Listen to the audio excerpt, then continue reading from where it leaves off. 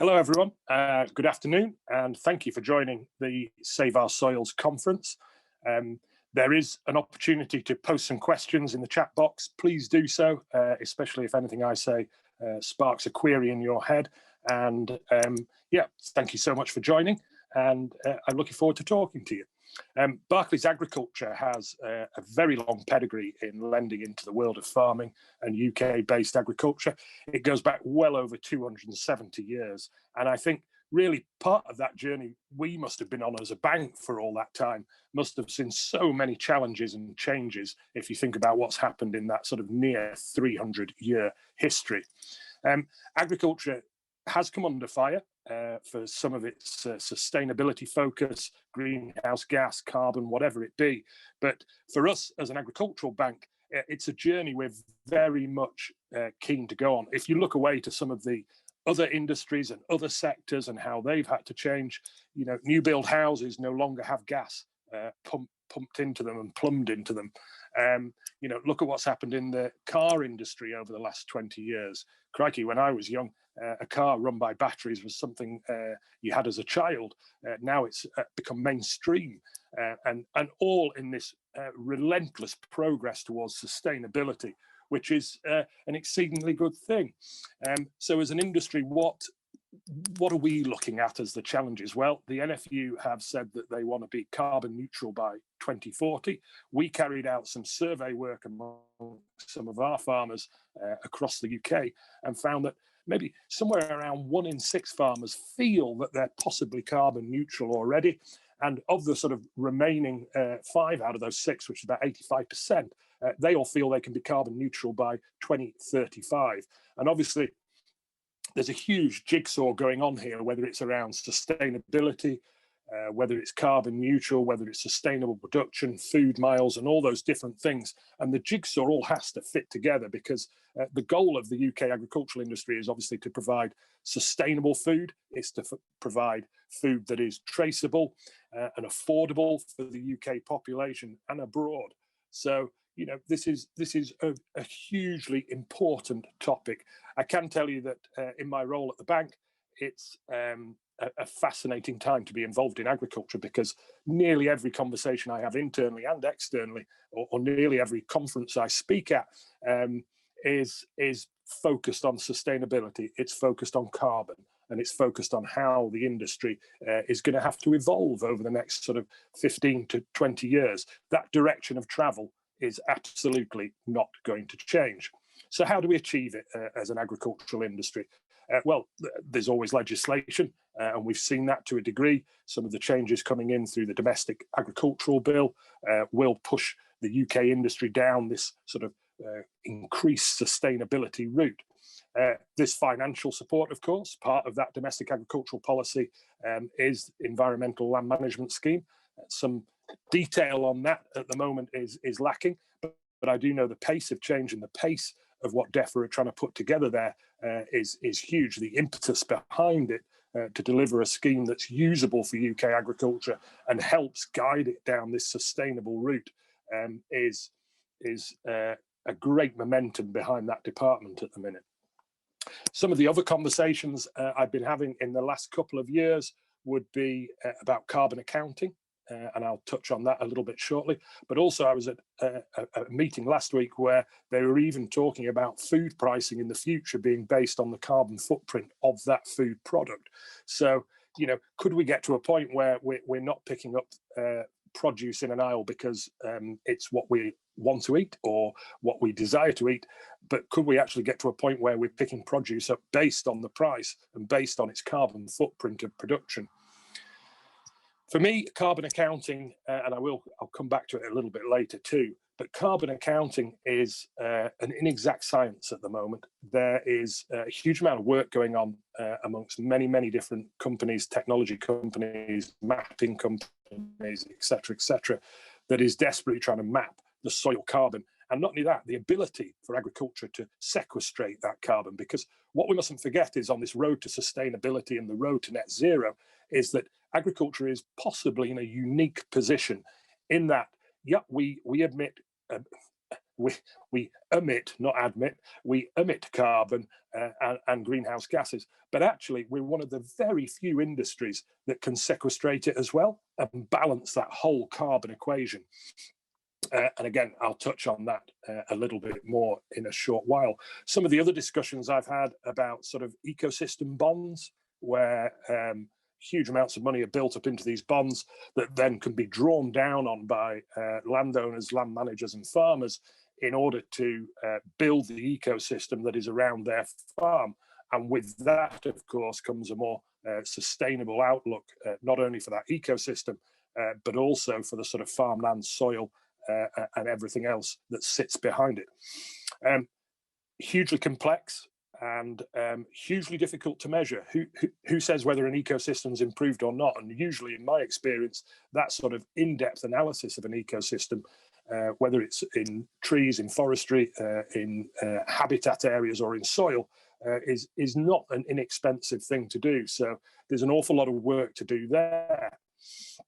For me, I think as a bank, we're taking the view that as agriculture goes down this route, as we like mainstream agriculture goes down the route to sustainability and that carbon net zero, there is going to be a whole world of things that need to come into it. This jigsaw I keep talking about. There is going to be slurry and farmyard manure management, timing of applications, the benefit that can have to soil structure and soil organic matter. There's going to be big changes to livestock housing, I think. There'll be a lot of systems coming in to catch any greenhouse gases and process them into something that can be processed within the environment more clearly. There's going to be a big push on unproductive land, some of that ground that maybe never yields just quite the crop yield you're expecting, or maybe takes too much fertilizer to get there. And then again, there is also going to be work on crop types and on rotations. We in the UK agricultural system have, we've got sort of 5 or 6 base crops that make up the whole of our rotation, perhaps not even that. You think of wheat and barley, oilseed rapes, some of the pulses, and beyond that, some of the other crops, even the big crops like potatoes, take up such a small percentage of the UK cropping area. And part of that will also be probably linked into that sort of unproductive land we'll be planting. And that's not just trees, it's not just hedgerows and getting the benefit that carbon sequestration and the benefit that they can give to soil structure as well. But it is going to be looking at maybe taking arable areas out of arable production and putting in permanent grassland. We just don't know what is round the corner and down the road at the moment, but it is going to be this huge jigsaw in order to get this more sustainable agriculture. For us internally, we have looked at a great deal of training in the last 6 months. We've run topics on water management, flood risk management, and yes, an awful lot on soil management, soil structure, and how to preserve that huge asset that we need to keep a hold of, and all those statistics involved in how long it takes to get some runoff from a field if it's ploughed or cultivated at the wrong time or has the wrong crop on at the wrong time. And then you get into these heavy, significant rainfall events that become becoming more and more common and frequent, especially on top of dry summers. And suddenly you can lose precious, precious millimeters of topsoil that literally takes 20, 25, 30 years to replenish and replace. I think what we need to do as an industry, as I said, is focus on the future. We need to focus on how we're going to change the way we farm, how we're going to look after our soils better, how the whole ecosystem fits around that. And I think when we get to that point, the banks in the UK will then probably view agriculture as green, sustainable lending every time it puts money out of the door. I know that's the route we're heading down. And I just think that we will end up with agriculture being classified as a green lend with every farm we support.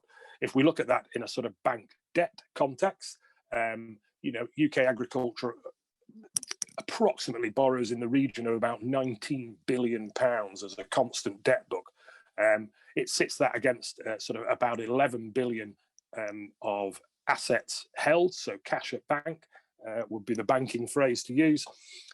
So overall, a net debt position of sort of 9 or 10 billion. and sit that against the land base that we have in the UK, probably estimated value at somewhere in the region of 250, maybe even 300 billion. We're looking at an industry that is really lowly geared, somewhere around 3 to 4%. So there is a huge asset base that UK farmers can leverage. I know you'll be sitting there saying, "Oh, good, a banker telling us to leverage our asset base and borrow some money." But it is actually a really good point that there is an asset base there that farmers and farming businesses can leverage to get sustainable debt into their business. Big word of the year, sustainable, isn't it? But debt does need to be sustainable. It does need to be repayable. But hopefully, with some of the innovation we see coming through, the changes to cropping and the changes to sort of land and crop husbandry, and of course, let's not forget those slurry and farmyard manure systems that are going to have to be invested in. There is a huge ability for this industry to actually invest in that and become far, far more sustainable than we are at the minute. I think possibly just to touch on that sort of carbon side of things as well. Everything I've seen so far has been based on algorithms. Changes to cropping may give this outcome. It may sequestrate this carbon, or ploughing up grassland may emit this level of carbon and reduce soil organic matter by roughly or approximately this amount.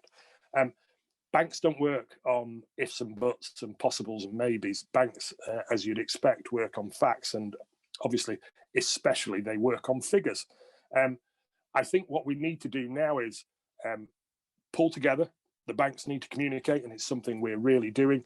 But with the consultants, the scientists, the advisors, the farming industry, and of course all those technology firms that are desperately trying to innovate and come up with these sort of measurement systems. If we can work together in the coming years, and the banks can firmly outline exactly what they're looking for when they're looking at green loans, green debt, and sustainable lending from an environmental and a business point of view, and work with all those specialist groups, we can just fit these pieces of the jigsaw together, and that will truly enable us to come with green finance and green lending for a more sustainable and long-reaching future for UK agriculture.